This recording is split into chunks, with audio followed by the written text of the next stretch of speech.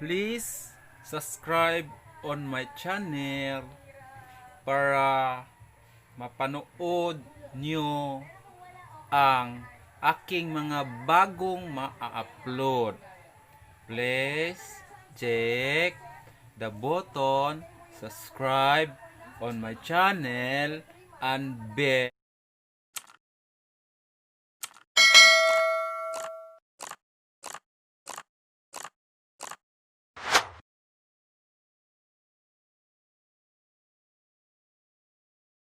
Okay guys, ano nga ba itong SMPS, no? Yung tinatawag na switch mode power supply.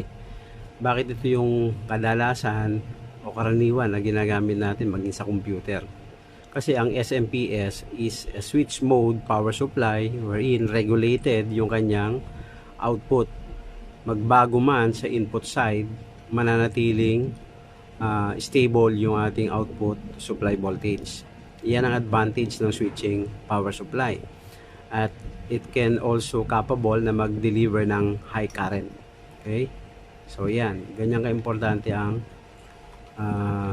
SMPS. Yan ang magiging function, mag-supply ng circuit sa buong circuit. Second is ito, USB to LAN port. Kaya tayo gagamit nito dahil as you can see, yung ating Orange Pi ay meron lang na isang LAN port. So ito yung second port, no? Ginamit ito para magkaroon tayo ng dalawang LAN port. Through USB, yan. Magkakaroon ngayon tayo ng second or additional LAN port. So also we need this one, yung tinatawag nating relay module o relay switch. Napaka-basic lang naman ng function ito. Switch lang talaga ito, electronic switch. Kaya tinawag din siya switch dahil relay nga ito, on-off electronically. It was driven by electronic. Okay? Yun lang ang function naman ito actually, switch. At ito naman, yung buck converter na napakaliit, napaka-basic lang din ng function ito, is to step down the input voltage which is 12 volts down to 5 volts. Ito ang main function ng buck converter or DC to DC converter. Also, ayan, gumamit lang tayo nito yung mga ganitong kable, napaka-basic para lang ma-convert natin yung requirement, no? Kasi itong buck converter, as you can notice, ang output dito is USB So kailangan ng ating Orange Pi na 5 volt supply, at ang 5 volt supply na yon ay i-inject or ipapasok natin, i-insert natin dito sa plug na to. Boss, itong USB to female jack na to, no? Pwede kayo mag-improvise dito Not necessarily na bumili pa kayo. Kung meron kayong sirang USB cable galing sa mga charger nyo, keyboard, mouse, at meron din kayong ganitong klaseng jack, pwede nyo nang pagtugtungin, no? Para-paraan lang. Pwede nyo na magamit yon kung ayaw nyo madagdagan ng gastos o mabawasan yung gastos niyo pagka bumubuo kayo. Pero syempre kapag pambenta, dapat gawin natin presentable. Kahit pasabihin natin parang dugtong yan, gawin natin maayos. Okay, ang isa pa sa kakailanganin natin, itong tinatawag na LAN cable o yung local area network cable kapag tayo ay magbubuo ng piso wifi. So what else? We also have itong ating modem router. Ito yung lumang modem router ko, no? Ito kailangan din natin to. Ito yung pinaka access point na indoor access point na gagamitin natin para sa pagbuo ng piso wifi. First guys, kailangan din natin to, no? Itong card reader para kapag maggagawa tayo ng image, ito na, gaya nakikita nyo na meron tayong TF card dito or yung micro SD. Dito natin install yung operating system ng piso wifi vending machine. That's why kailangan natin syempre ng desktop or laptop. Din tayong tinatawag na outdoor access point, no, para sa pang wifi. Ngayon kung gagamitin yung pang business, para malayo yung range na ma-reach out nung signal, so ito, pwede kayong gumamit nito, itong ganitong access point.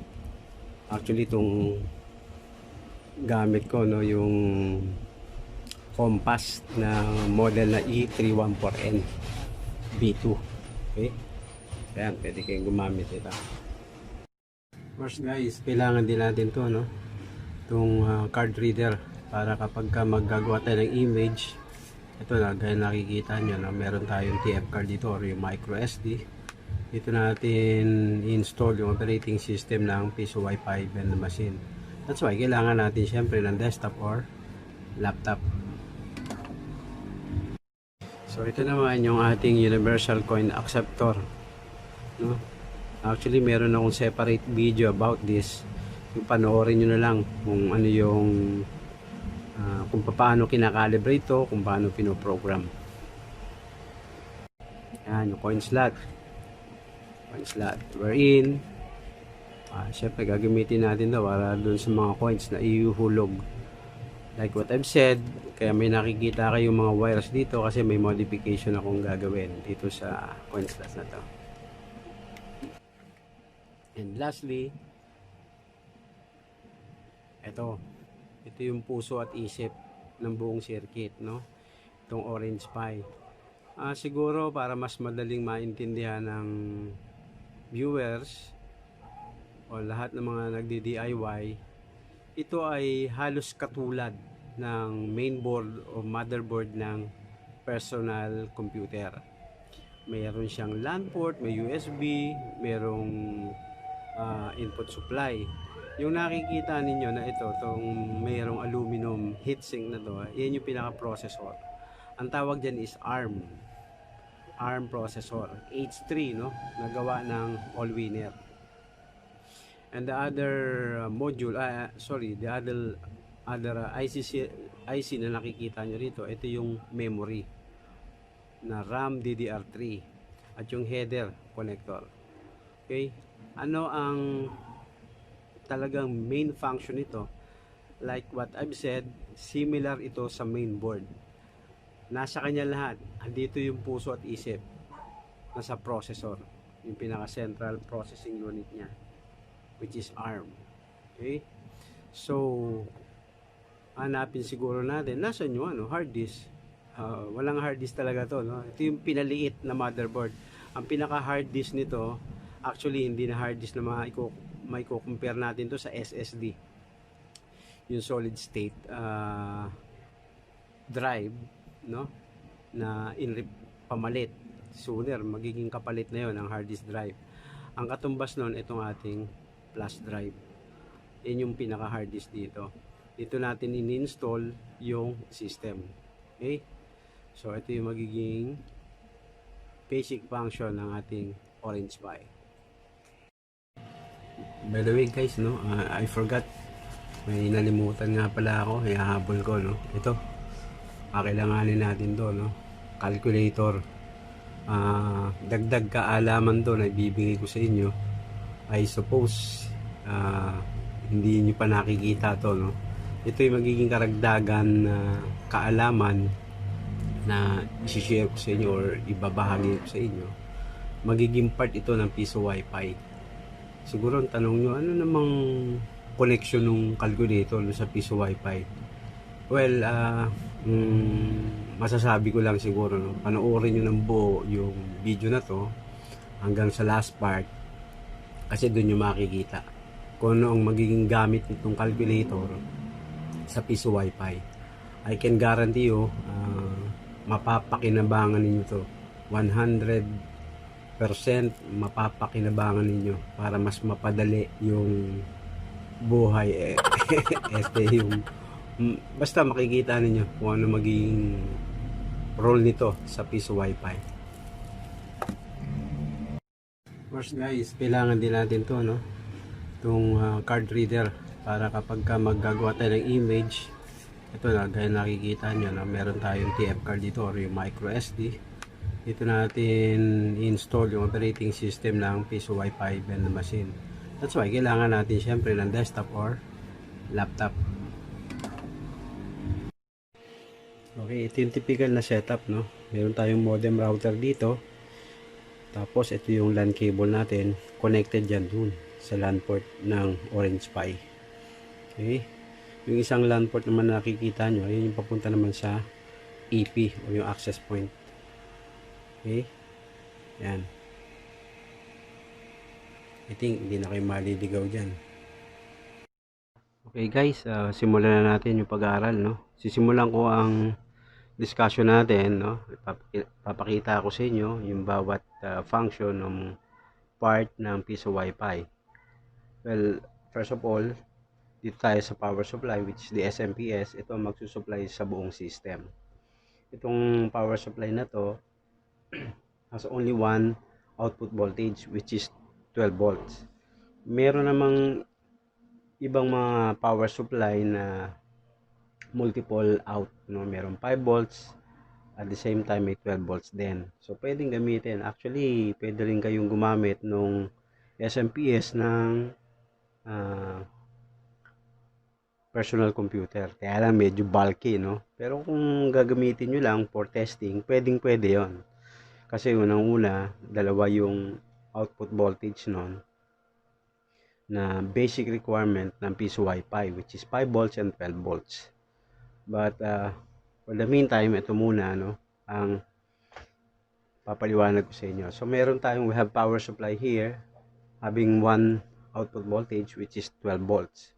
So ito yon, 12 volts na yon, pumunta rito sa connector na to yung balloon na jack and female and male socket, no? Tumakbo dito sa ating back converter, which is the DC to DC converter step down. So yung input voltage is 12 volts, output voltage niya ngayon is 5 volts na lang, which is yun yung kailangan ng ating Orange Pi motherboard, 5 volts only. Okay, and meron tayo dito na tinatawag na relay module. Ang basic function lang naman ito is mag on and off. Switch lang yan actually. Electronically switch.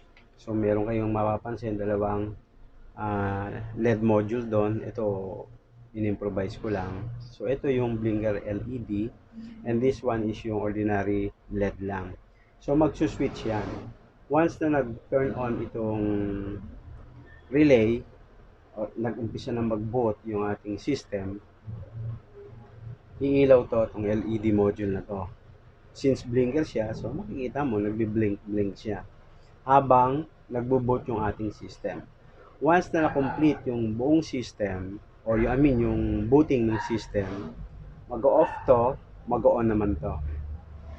So pag nag-on to, ito yung indicator naman natin ng power supply indicator lang natin na yung buong system ay merong supply. Okay?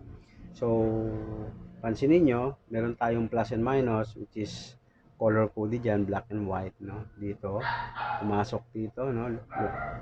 Pumasok doon sa ating back converter, ang output niya is 5 volts. Okay? So, meron tayong tatlong wires dito. Ginawa kong color coded para hindi nakalilito, no? Yung orange one is 5 volts. The green one, ito naman yung signal. Signal galing dun sa ating mainboard sa GPIO 3 or pin 3, no? Pin 5, sorry. Pin 5. So ito yung magti-trigger dito para mag-on to. Okay? We have the black one, yung black wire na yan, yun yung ground. Okay? So, dito, mapapansin niyo meron tayong supply na 12 volts.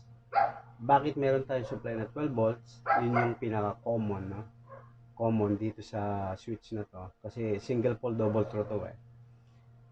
Kapag nag-on itong relay, pupunta yan dito, mag-on to. Once na nag-off na yung relay, yung ating contact is mapupunta rito. Ito naman ang ilaw. Okay, it's now. Okay. Ito, meron dito sa ating Orange Pi module, meron tayo ditong, again, meron tayong tinatawag na Type-C na connector, no? Para sa input 5 volts.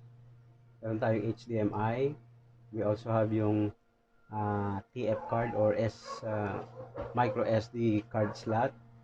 We also have yung 5 volts input dito, jack type. So ito yung tinatawag natin processor na may heatsink. Kailangan yan yung heatsink kasi umiinit ang processor. Meron tayong RAM, no? DDR3. We also have dito yung LAN port, the first LAN port kung saan dito kinokonek yung internet from ISP or Internet Service Provider. We also have USB. Yung USB ginamit natin para magkaroon tayo ng extended or another LAN port. Itong LAN port na to is papunta naman to sa hub switch or diretso dun sa AP, yung access point natin, ano. So we also have yung ating point slot acceptor, and yung sinasabi ko nga sa inyo, no, na bonus, yung binabanggit ko na bonus, may calculator. Nabanggit ko kanina, anong gamit itong calculator na to, anong connect dito sa piso wifi na to. Actually, magrara naman talaga yung circuit even without the calculator. But what is the essence or importance of calculator in the circuit? Well, actually, no, itong ating coin slot ay merong counter na tinatawag. Okay? So, yung counter, yan. Papansin ko sa inyo. Okay? So, dito sa ating connector na to, meron tayong 4 na wires.